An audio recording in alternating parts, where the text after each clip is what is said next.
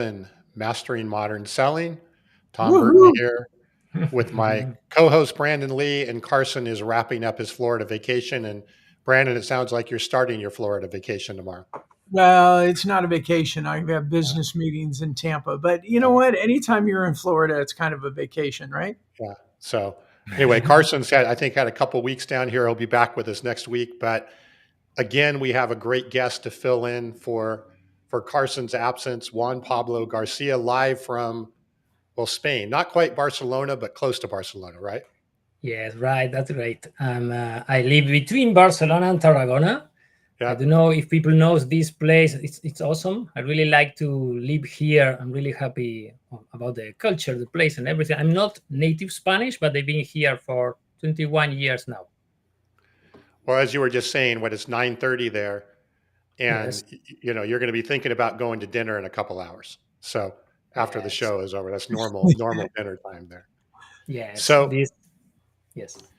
so we're going to talk about a subject today that, Brandon, we've touched on this, I think, a couple of times over the last 97 episodes, but well, we had Julie Hansen on, right? We talked quite a bit about video and video prospecting, but we're going to take a deeper dive. Yeah, and if I remember correctly, Julie was really talking more about video conversations more than prospecting. That's why I've really been excited for Juan Pablo and he shared with me several times on LinkedIn messaging about his system he uses with video prospecting. And I think we've talked a bit about, oh yeah, you should use video or send videos to people in LinkedIn messages, be different. But we've never really talked about a system or what that actually looks like. So we brought the master Juan Pablo in to come and teach us.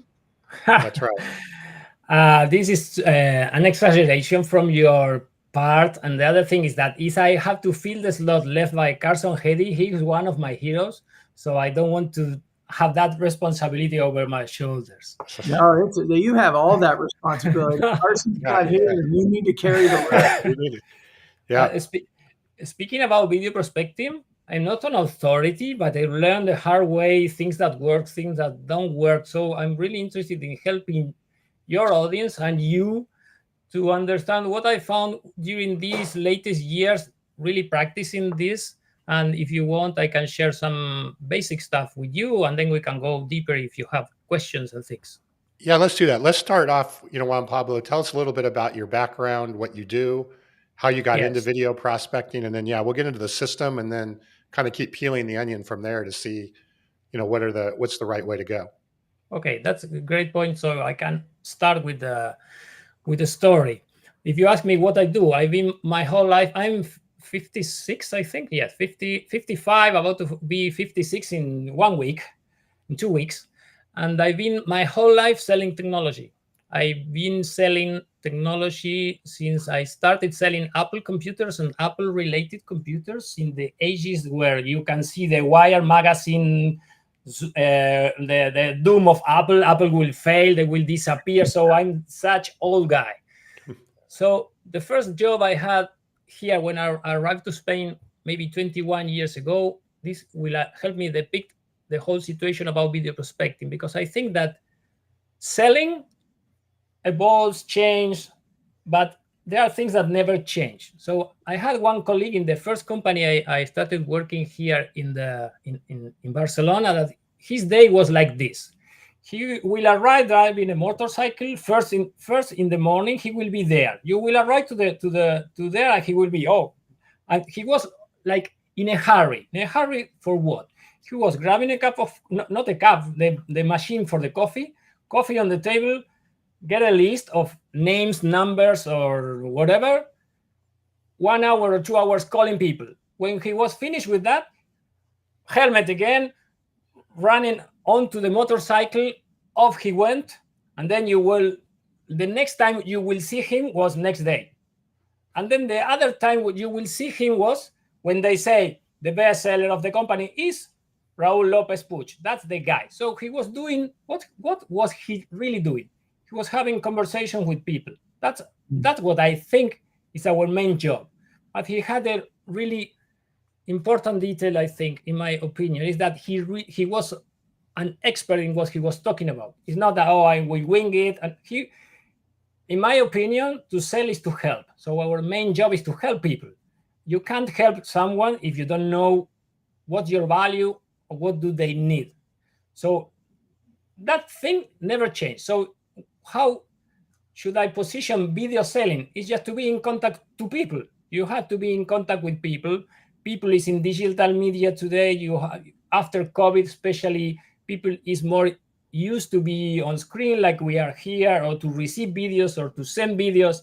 And then at our age, I have teenage kids, and then you say, what are they doing? Remember, 5 or 6 years ago, people was making jokes. Oh, the teenagers are all day texting there. What are they doing? They are communicating. That's their way of communicating with other people. It's not that they are obsessed with the phone, with the media. They are just interacting with people. So I think that video is a way to do that. And the main thing that I want to speak with you tonight for me is like, I see that there are several details in video prospecting that are done absolutely wrong, and people says this fails or this is not working for me because of this and this and that. If you ask me, this is not working because of A, B, and C, I will tell you A, B, and C are the recipe for disaster. It will never work like that. So that's my position around this. And then the other thing is, it's a part.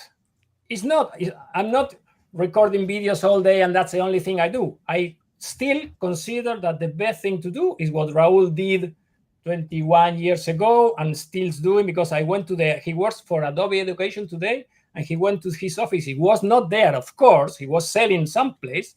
And I asked a colleague, where's Raul? Oh, yes, Raul is our colleague. This is his desk. His desk was covered by awards, presidential club, trip to Bahamas. Everything that you will understand that a successful sales guy will have in his desk was there, because that's what he does. That's the main thing to do, not video prospecting. Video prospecting is something, but if you do it wrong, it will create more harm than good, and we should focus on that. So Raul sounds like a Spanish version of Carson. Yeah. Raul, yes, of course. I read the full series of Salesman on Fire, and I love that. And it's, yes. And I know a lot of Rauls around the world in other companies. You know the profile. Yeah, the guy is focused, but he's not focused. People sometimes mistake.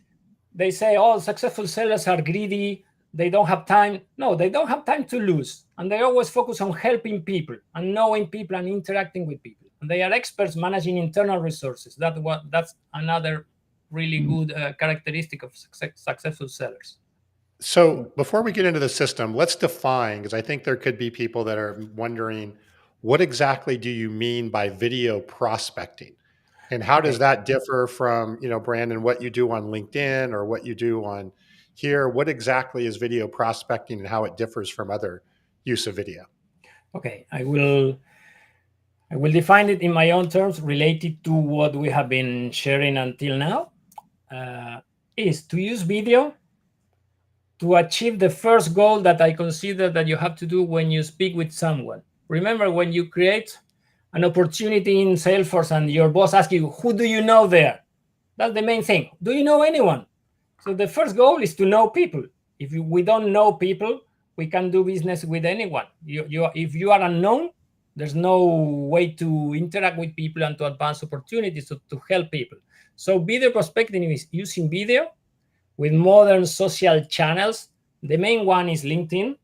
So the first goal that you can achieve with that is to know people and to be known, and also to understand, and then to be understood. It's not the other way around. First, zero status is they don't know me. Second status is they know me and I understand them. How do you understand them? Interacting, having dialogues. That's one of the main mistakes I see in video prospecting that I will tell you. It's the matter of timing. Timing is crucial. It's something that we can speak about. So just real quick, Brandon, would video prospecting then be the objective of that is to get that ultimately to get that conversation, to get a conversation with somebody, a live conversation? That is the objective of doing video prospecting. Is that the ultimate goal? it had, yes, exactly. To create the live conversation conditions is the goal, but it's not immediate. This is a really, is one of the main confusions, because maybe I'm being disorganized with this, but this matters to say this here. People that says video prospecting is not working for me, and then if you speak about the technique, is to record a video of yourself and sending it to someone. Right. So if I connect with you, with what I will do is I connect with you in LinkedIn, and then I will send you a video. First rule I use, and the first rule people is not using, is I never ask for anything. It's like if you see, I don't know, Top Gun, when Tom Cruise, Maverick, goes to the bar and dances, and the lady, instead of smiling, she's saying, "Oh, you are going to try to take me in the boat in the next session of the movie because it's too fast." So you can't rush people. If you don't know them and they don't know you, in my vision and in my experience, you can't ask for anything. So people say, "Oh, if you don't ask for anything, what do you do?" I present myself. If I have to tell you how I do it, it's like, "Hi, Tom." Imagine I'm recording a video. "Hi, Tom. Thanks for connecting with me. I'm here on LinkedIn because I like to share interesting stuff about what we do and learn about the things that matter to everyone. Let's make this place a better place. Thanks." Bam. Yeah, that's it. That's it. Okay. Because the video prospecting has several layers. You say, "Oh, the first one is to be known and to know people and to understand." While you understand or try to understand, and then you have to be understood, you have to maintain a dialogue. This thing that we used to be I remember the first work I had here in Spain, I didn't have a car. I went by train 45 degrees to go and visit someone and then come back, 1 visit per day.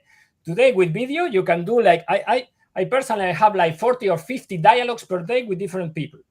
So what's that? Is that I send you this, and then let's speak about some numbers. The reply ratio of this kind of action was higher than what I'm going to tell you.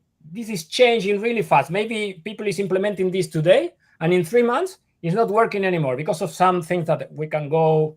But my experience with real numbers, and I do it a lot, I do it consistently, is like more or less between 20 and 40% of the people that receive this video will say something positive about that. Say, "Oh, thanks for the video. I love it," or "thumbs up," something. What's the next step? I will not tell him, "Oh, I see, I sell Marketo services in remote countries. I sell into United States and other places far from Spain." So it's not that, "Oh, and everything I'm explaining, I learned doing it wrong." So I'm trying to explain you the good part, but I did what everyone does. Sure. So you know what, when you are connected with someone that you know that they will pitch lap you immediately, they will be automated. So people does some of this also in video. It's like, "Oh, now that you know me and that I know that you work in this company that uses Marketo, I'm sure I can help you with this, blah, blah, blah, blah, blah." This is a showstopper for me. It will not work. The time is really important. And let me say something, because other thing to avoid is to try to hide, because I was taking a look at this. LinkedIn has 930 million users. 930 million users. And some people tired about this, that people saying, "Oh, they are pitch lapping me," or they are aggressive. They say, "Are you trying to help me?" I can tell you without any doubt that 930 people in LinkedIn are selling. My title says I sell, but everyone is selling. All of them are selling in LinkedIn. The architect sells buildings. An administrator sells his human power to be hired by someone. A consultant sells that. A marketer sells contacts, networks. A CEO sells his company. So everyone is selling. So if you try to hide that, it's worse. You have to accept. Pablo, let's go back to the video. So you are, correct me if I'm wrong, if whatever I have wrong here. you're finding your prospects, you're doing searches, you're finding the people who you want to meet that I'm assuming are your ideal customers. Yes. You send a connection request. Are you just sending a cold connection request, or do you send a message with that? No, I consider, and I learned this from other experts and people that knows about this. I consider my profile should be explaining what I do. And if you receive a blank connect from, I only send blank connects. If you take a look at my profile and you are like in my ICP, you should be interested in connecting with me, and that's it. I don't do anything about doing a special message unless there's an exception. If I hear you saying something that I'm sure I can help you immediately, maybe my connection request will have something about that. But in general, I only send a blank connection request. Something important that I learned from another guy is that in my summary, I don't speak about myself. I speak about the problems I see in my market. So if they read my profile, they will not see I'm fantastic. I have a dog. I have 3 kids. I've been working since I was a kid. It's what I see in the market, what's my take or our take in our company to try to help them. So they are reflected in that. And the acceptance rate for my blank connect requests is between 50% or a little more. And the selection of the ICP is really precise. And I don't invite people that I think I could not help. Okay. So you pull up your list, you send out a cold connection request, about 50% of them accept it. And then you immediately will send a video, like the video that you told us, of just introducing yourself. Yes. This is inserted into, if you want, we can go deeper into that. That's inserted in my daily routine, in my workflow. That I can tell you, because people says, oh, video, this is complicated. I have to have a studio. I have to do this, the perfect make, the camera, everything. And this is related also with authenticity. Right? Yeah. Authenticity and vulnerability, that people says how to be authentic, how to, you can't appear authentic. You have to be. So the best way to be is just to show your life. So I've inserted, and I've seen you, Brandon, doing this kind of posts in LinkedIn. I really like them because I feel I'm closer to you. Oh, he's at the airport. He's doing this. He's doing that. You are doing that naturally. And for me, I feel closer to you. So right. in my experience, I had all those. We use in our company, we use VDR. We use other tools that the machine to produce video, and they didn't work as the simplest of the workflows that I will describe today works. I've integrated this in my morning walks with the dogs after I take my little kid to the school. So the little kid goes to school, and my method, I describe this as uphill recording, downhill because it's hilly, uphill recording, downhill editing or cutting.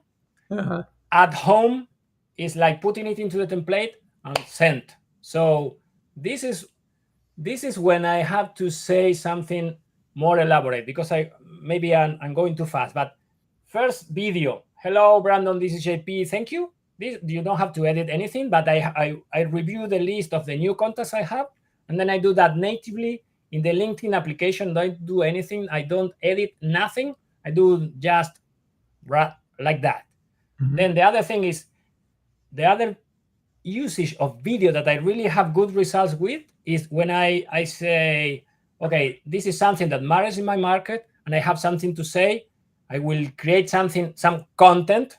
So that's the way to uphill recording, downhill editing. I just use iMovie in the iPhone, and the only thing I do is I cut, and then I glue everything, and I'm walking the dogs. I walk for 1 hour and a half, and I create a video using that, and then that will be shared with what I consider my audience in LinkedIn that has been created using the first step. So first you connect, then you get closer to them with video messaging, then you have dialogue with them, and then what I do is I segment people by interest, and I say, oh, this thing that I'm speaking today, I will publish this in LinkedIn, and then I will personally share this with this audience, because those are, for example, German companies that have this related to what I'm thinking.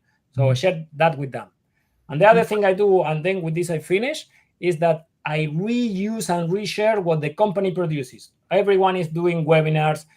Sometimes I record webinars from other people. Imagine I'm recording this, and then I get the recording and I do an edit, 3 or 4 minutes, and I put a summary on introduction with my thoughts, and then I publish that in LinkedIn. You can look at my profile. Is everywhere is filled of these homemade videos.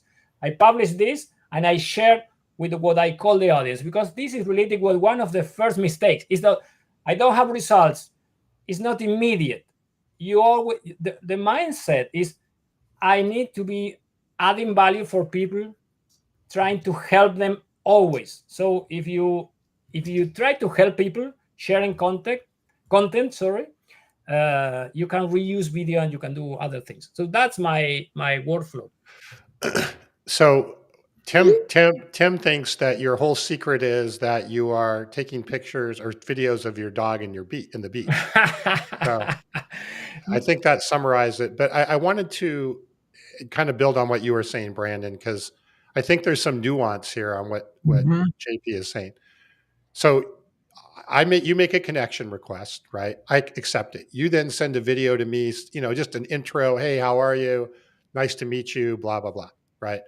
I may reply back going, thanks, Juan Pablo, great to meet you as well, or whatever.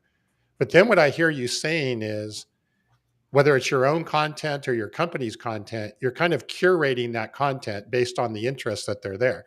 So you're looking and going, okay, what content would be valuable to Brandon? What content could be valuable to Tom? What could be valuable to Mary? And then I assume you're doing this all through direct message, or yes. So you're doing all this. Yes, I'm doing that all from direct messages. I consider them my audience, and I'm taking the time to do that. Right. But you're putting the link. No, go ahead, Brandon. Are you posting video also to LinkedIn? Yes. So that it's a post, or are you doing only sending it as direct messages to specific people? No, what I usually do is I post them, but people, unless you are really famous on LinkedIn, you will not have the reach that you expect. And I think that's not a problem at all, because I consider my audience is the contacts I already have. So I publish something on LinkedIn, and then I share that specific post. And in some occasions I say, oh, Mark, I was thinking about you because this relates to this and this and that. I really take the time. I consider that anything that's too easy really is of no value. Too easy, no value in any activity in life. So no shortcuts. Yeah. So the nuance there, and I think you're right, Tom. So the nuance there is you'll publish posts with different videos, and then you identify your audience, which are your connections. Who would find value in this video? And then what I know about you is you send that to them as a direct message with some very specific reasons why you're sharing a link to that post, which just happens to be another video. Yes, exactly. And if it's done properly, though, you really are curating content right to your audience. So you're not just shotgunning everything out to everybody. You're giving content that could be the most relevant to that each of those individuals in your ideal customer profile. And that's it. And I would assume that, so the next step is, what are the responses you're getting from that? Are you getting, I'm sure there's some people that, say, stop doing this, or what kind of results are you then, obviously not everyone's going to welcome it, but what kind of results are you seeing? And then where does that lead? I will say that people saying stop this, maybe less than 1%, but it's way less. Less. If you say how many people do you have in this workflow, maybe 2,000. So that I receive a message saying stop, please, maybe 2 or 3 in total, because there's some things to say about this. First, it's not every day. Second, it's not automated. It's not that they are in a sequence, so they will receive nonsense. And even when you do what I will call hybrid sequences, that you have some human touch on top of something that's automated. If you do that, you can take some time to do it, but it's not automated in a way that, I send this on And I received that from the other end. I said, oh, this is the Friday message from blah, blah, blah. This is automated. Every Friday at 6 p.m. I receive something.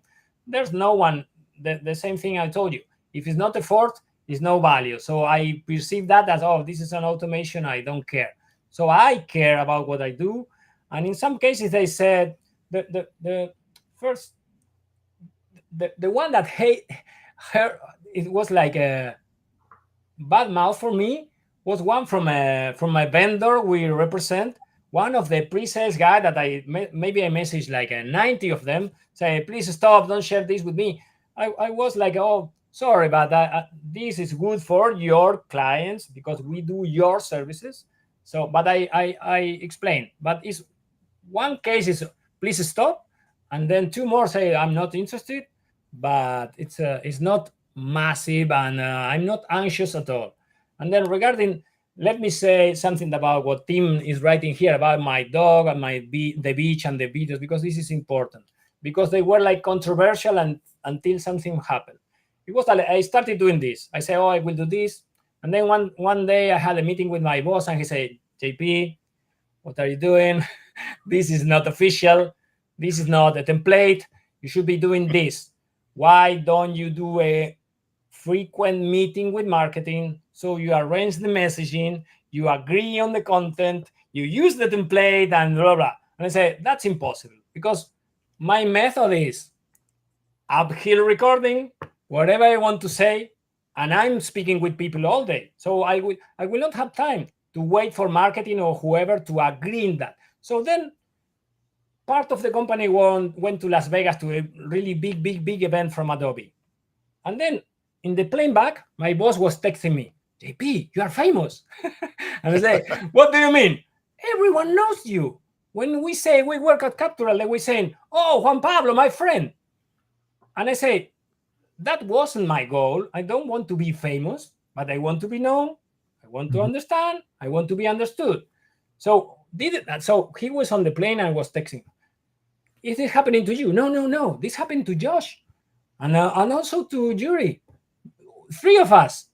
So I say, okay, so that's what I was doing with the beach, with the dog and whatever. So I know it works. So and this is related with something we were discussing the previous of these conversations, that you should have some way of tracking what you do, because it's like they say, oh, this is the deep web or the deep funnel. Is that it's not really easy to prove what you are doing. But in my case, it was easier because they had the proof there. Oh, your people knows you. Our market is always speaking about you, asking questions about you. So you are doing something valuable for the company. I wasn't doing it because it was fun.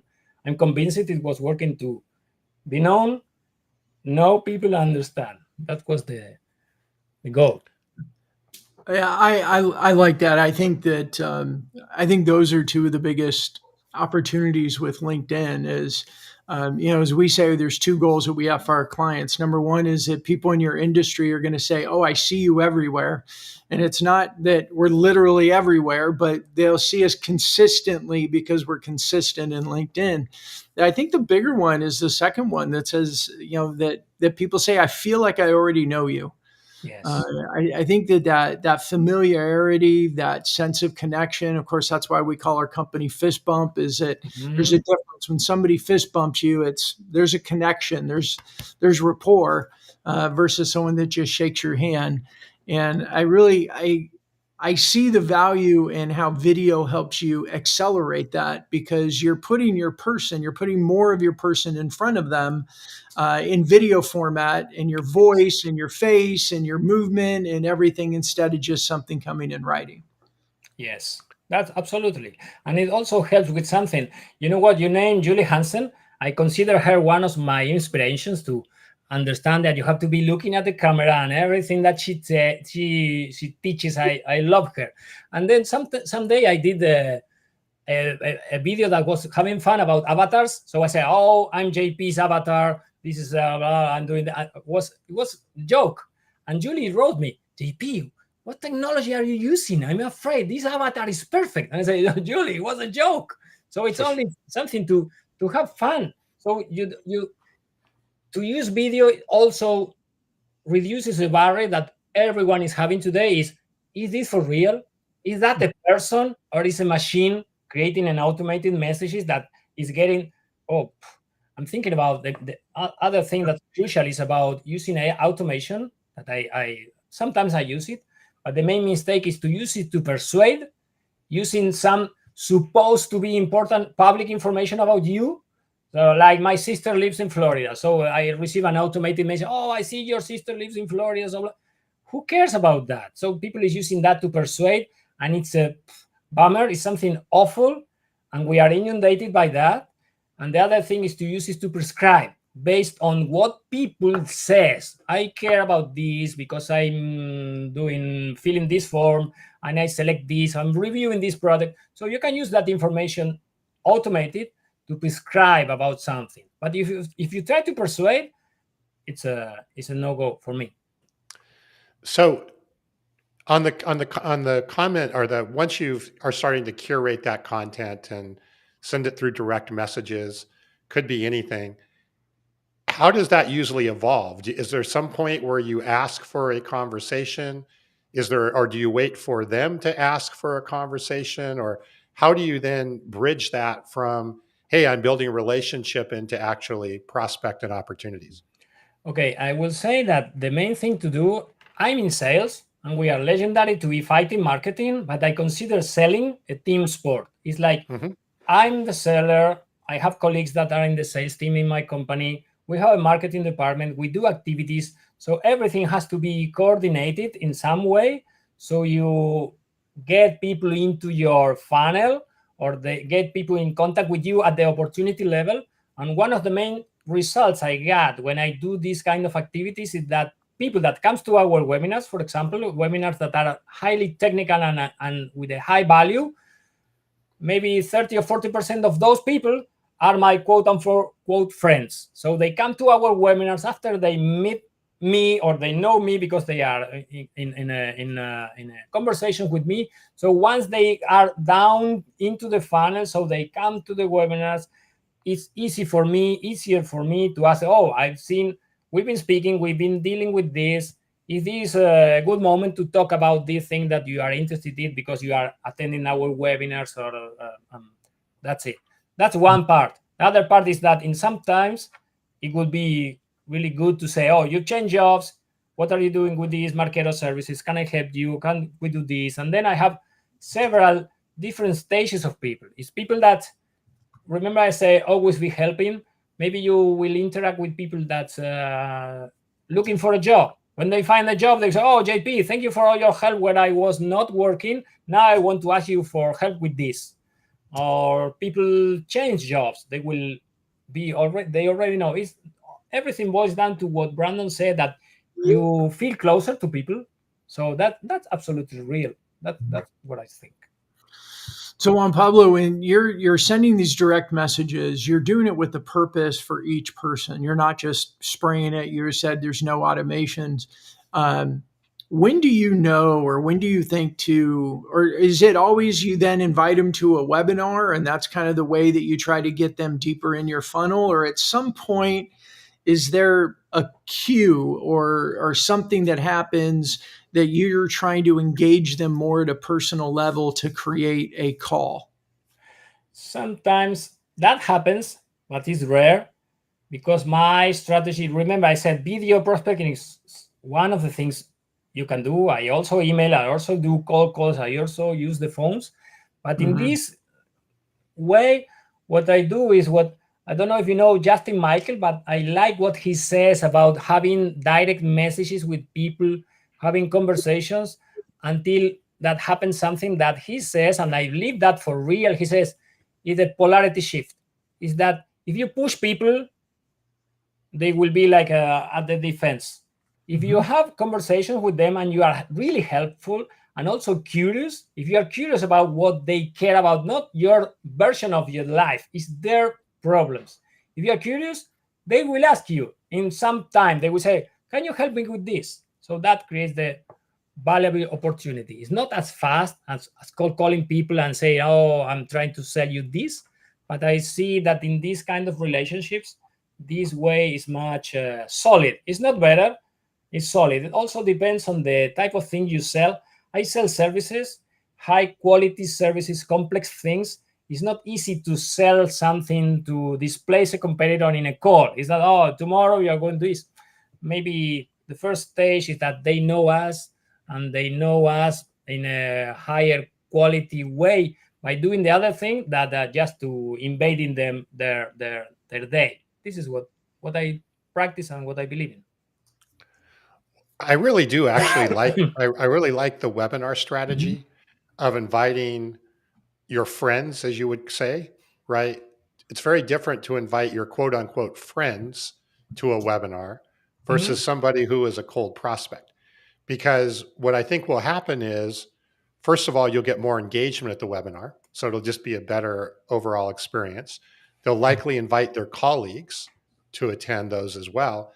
And just the quality of the outcome is going to be much better than somebody who's never heard of you that goes to a traditional webinar, which we all know how webinars are laid out, right? They're laid out to educate and then call to action as we go through. But having that much deeper relationship when they show in is going to make the quality of that webinar result way, way better.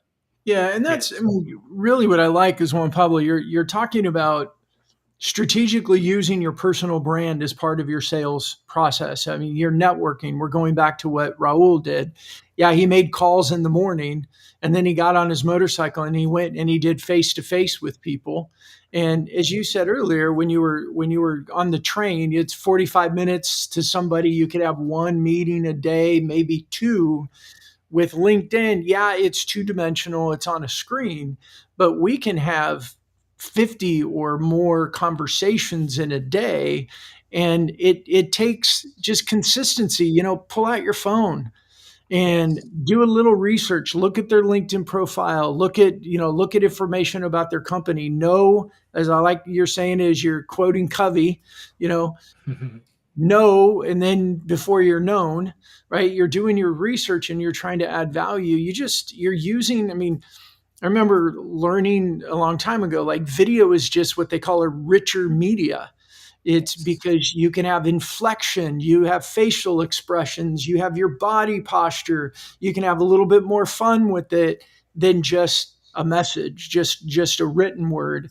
And the other thing I really like about it, Juan Pablo, and I think with the proliferation of AI, we can spot AI images. The increase in social posts because of AI, and a lot of these AI images that look kind of murally. I always joke around. This is my Peter Max painting from the 1994 World Cup, but a lot of the AI images that I see are kind of in this style. They're almost murally that, I don't know, there's just something about them. And it's, as you're going through a news feed, you see an AI picture. I don't know about everyone else, but my thing, I just kind of move, I just keep going. Like 6 months ago or so, I was more curious about, how's the AI picture? It wasn't like, the picture captured my attention. It was, it's an AI picture. Is it any good? Video in these types of videos, there's no substitute. You're not using AI, and I'm sure it's coming, but with a personal video for somebody, you're taking time, you're doing it deliberately, and you're sending it to a specific person. And then when you do that with your posts as well, you're creating a persona, you're creating a personal brand about delivering content, delivering information, being known, knowing and being known through video as a rich media. I really like what you're doing. Hey, thank you. And related to that, I don't know if you've seen that, because I was taking time to analyze that the auto commenting on LinkedIn, that you see that people is the heuristic is like quote the name or add the name and then say something brief about X being incredible or awesome or so. So I was in some post, because this is also important. You have to be, when you say, Tom, that you are inviting your friends. Maybe they are not my friends. It's people that I have frequent dialogue with, but I'm always curious. I'm always trying to help them or trying to feed, not feed, but share with them something interesting. It can be a podcast, it can be something I read, it can be Right. anything. Your curation. You're curating. Yeah, I'm not trying to convince them to buy from me. Right. I'm just trying to understand them and to share who I am. So I take sometimes when I comment in post, I'm really interested in what the poster is saying. I try to do, but then you see those automated things, and then I see, like, I will put you as a bad example, Brandon. Like, you go to a thread in LinkedIn and you say Brandon Lee is saying, "Awesome, Tom. That's great about this is really important. Accounting for banks is really important." So when I go to your profile and I search for your comments, and I see that you've done 10 of those automated comments in everywhere, it's absolutely awful. So I created a post about saying, if you're doing this, you are harming your reputation. And then you say your personal brand. To say about what I do that I'm creating my personal brand, maybe it's too greedy. I'm just showing who I am. I think for some, if you say I'm like a quiet guy, I could say I'm an introvert, but this digital world allows me to contact with more people in an open way because it's myself. That's me. Brandon, it's interesting you mentioned, or Juan Pablo, you mentioned the show that your boss went to. This is yet a great example also of leveraging and amplifying your results at a live show, right? Which we work with as well, because I mean, you look at the amount of money that we spend to go to these shows and our booths and so forth, having people that at least know us and we have credibility with coming by the booth, that's a very different experience than somebody who's never heard of us before. The quality of that conversation is going to be way, way better. Well, and Tom, I'm gonna kind of toot your horns, and like Kevin with your show, the Around the Horn and wholesale distribution. Kevin tells the stories that he goes to these trade shows and people walk up to him and start talking to him like they're his friend, and he's not even sure who they are. But it's because they log into the show every week. They kind of use you guys as getting the news because of the format of your show, and people feel like they know you. I mean, it's I really like telling this story too. My friend, my good friend now, Natalie Bourne, who we were connected on LinkedIn for quite a while. We had, commented a few times years ago, but it had been years gone by. And I'm sitting at the airport and I've got my AirPods in, I'm writing an email, and she taps me on the shoulder and I look up and she goes, "Brandon." And honestly, at first I didn't even know who she was. Like, I looked, I go, "Hi." Cause I could see she felt like she knew me, and I'm trying to, like, I'm getting a little older. I gotta get the brain going in gear. But it was my LinkedIn activity, my videos, the post and everything, that she gave me a great big hug.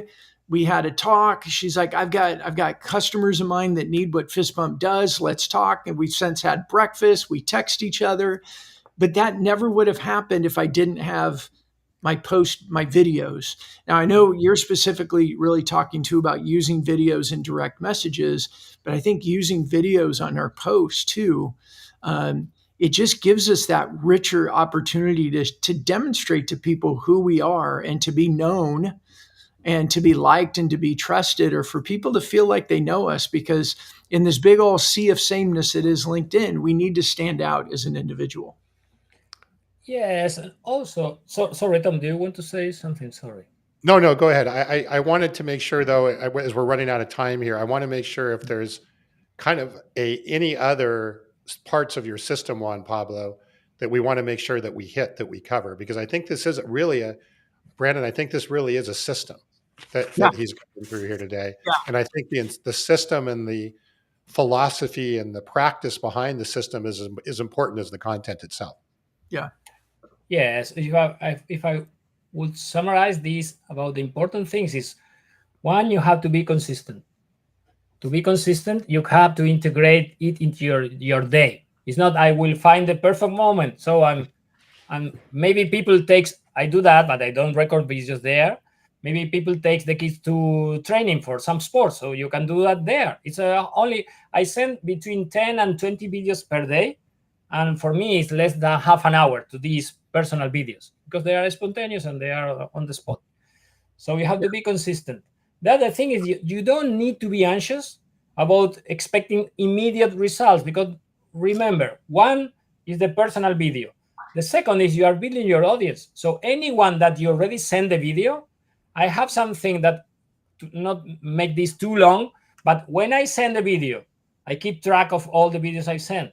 If someone is not replying, I will send some brief text about, oh, that's good for you. Maybe I do a, have you seen the AI suggestion about the contact message that you feel, oh, great to contact with you, how are you doing? That's something not good. So sometimes I take a screenshot having fun about that and say, Tom, I sent you a video because I hate this. I want to have a personal connection with people. Take a look. So immediate results is between 20 and 15%. Then the other weeks, 2 weeks or 3 weeks, people reply, oh, sorry, I just saw your video. That's awesome, blah, blah, blah. Most of the replies are positive. That's awesome, thank you. And then you continue. And then they are in your audience. And then you do the other things, sharing the company things and formal videos. And Juan Pablo, what I find too, and I use a lot of video messages as well, but what I find is that there's with certain people that it just accelerates everything.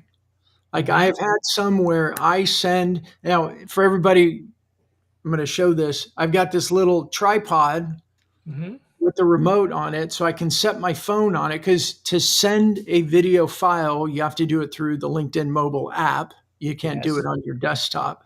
So I set up my phone. Now I put my phone in here like that. And then when I wanted, I've connected with somebody or something, I look over at my phone. I use the remote. I look at their LinkedIn profile. I get a little bit. I do a quick message. You have 1 minute video. You can't send more than 1 minute. And then I pull out my phone and then I attach it and send it to them as a message. And sometimes, not always, but I'd say every couple of weeks, one of my videos will just accelerate that. Like I had a CEO of a company out of Vancouver, Canada, sent me back a message right away. He's like, oh my gosh, I've never had a video direct message before. That is so cool. And I'm like, well, send one back. It's really easy. He's like, how do I do it? And I taught him how to do it. And then he sent me a video back, and then I sent him a video back. And then we're like, oh my gosh, let's get on a Zoom or a Teams and meet. And it was fun. Yes. And it was my ideal customer.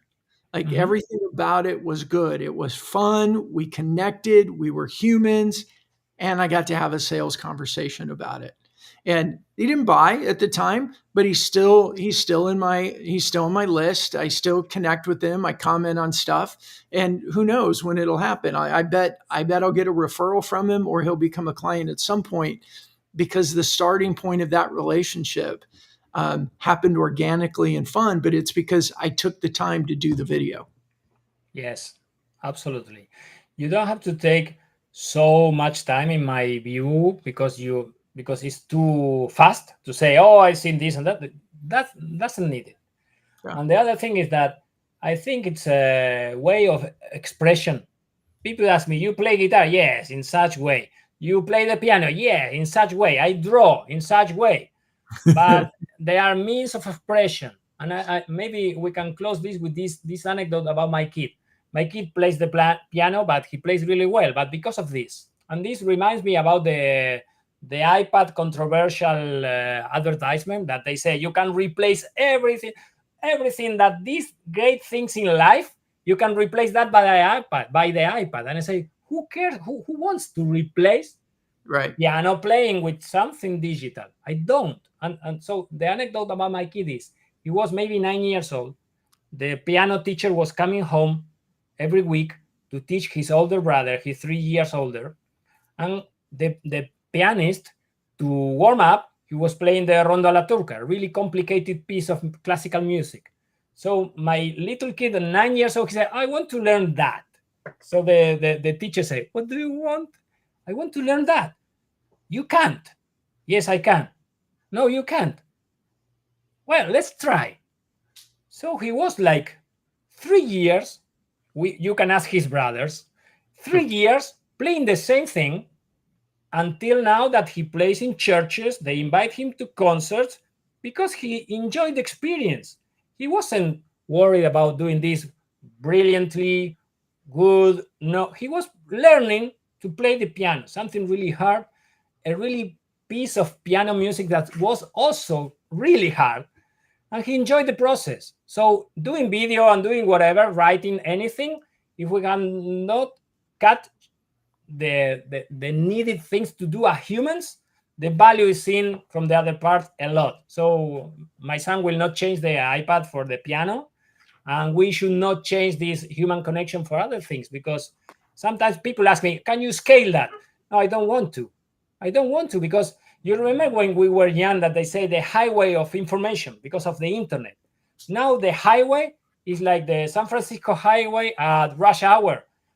We are collapsed by too many things, too many messages. People is automating everything. So if all of us scale at the same time, the bandwidth that we need to be able to process, it's impossible. You'll never rise above the noise by trying to scale. We create more noise and we break things. I mean, that's what happened with email marketing now, is that when email was first started, it was actually really good. It was new, it was novel. And then we automated everything. We did landing pages with a bunch of automation. And then guess what happened? Yes. Junk folders. Yes. Why did we create junk folders? Because people were sending junk. I like that. Like, I enjoy doing my videos because I know it speaks volumes to somebody I send it to. It's obvious, it's unique, it's to a person. I say, hey, Juan Pablo, how are you? Whatever it may be, it's personal. And it's the one thing I can do that will totally differentiate me from everyone else. Mm-hmm. That's exactly the case. I agree 100%. Yeah. This has been great. No, I think this is some really good system stuff. In fact, I want to go back and rewatch the Julie Hansen episode and kind of and look at the, because it was very different, right? She was definitely more about how your presence was. And I think this is more of a good way of using that with some of the system. Yeah. Juan Pablo, where can people find out more about you, connect with you? I assume on LinkedIn, but. Yes, in LinkedIn, I'm there, and my profile is public. You can look for Juan Pablo at Kapturall, and you will find me. And that's it. My boss says, you live in LinkedIn. No, not so much, but I'm really active there, trying to meet people and connect with people daily. That's part of my job. That's great.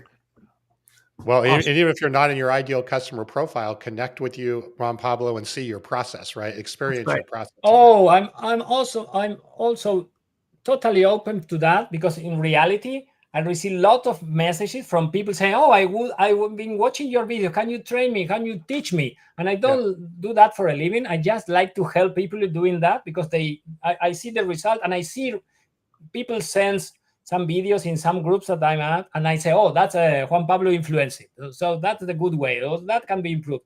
I'm always trying to help people in that, because I love it.